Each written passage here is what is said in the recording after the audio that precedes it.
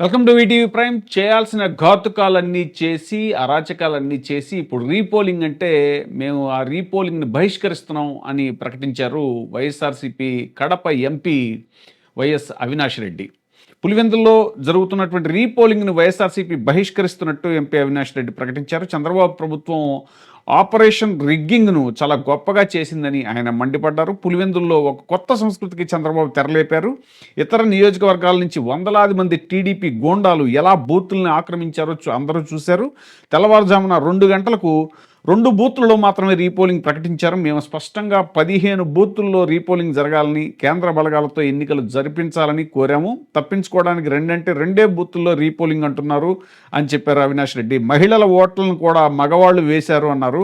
మేము కోర్టును ఆశ్రయిస్తామనే ఇలాంటి డ్రామాకి తెరలేపారు అని వైఎస్ అవినాష్ రెడ్డి తీవ్ర స్థాయిలో విరుచుకుపడ్డారు కూటమి ప్రభుత్వం మీద. మరి ఈరోజు నిన్న మిడ్ నైట్ అంటే అర్లీ అవర్స్లో ఉదయం 2 గంటల పైచిలుకు సమయంలో రీపోలింగ్ పేరుతో ఒక ప్రొసీడింగ్ ఇష్యూ అయింది.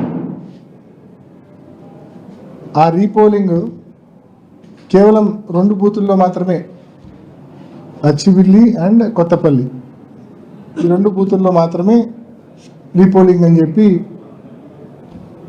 మేము ఎన్నికల కమిషన్ను చాలా స్పష్టంగా అడిగాం. 15 బూతుల్లో రీపోలింగ్ జరపాల్సిందే, కేంద్ర బలగాలతో మీరు మళ్ళీ రీపోలింగ్ ఈ బైపోల్ కండక్ట్ చేయాల్సిందే అని చెప్పి ఎన్నికల కమిషన్ అడిగినాం అండ్ కోర్టును కూడా ఆశ్రయిస్తూ ఉన్నాం.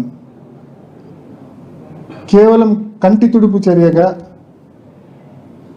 దొంగోట్లు పడినాయి ఆ 2 చోట్ల అని చెప్పి రీపోల్ కండక్ట్ చేయడం అనేది ఎన్నికల కమిషను కోర్టుకు చెప్పడానికి ఒక కారణంగా చూపించడానికే పెట్టినట్టు మాకు అనిపిస్తూ ఉంది.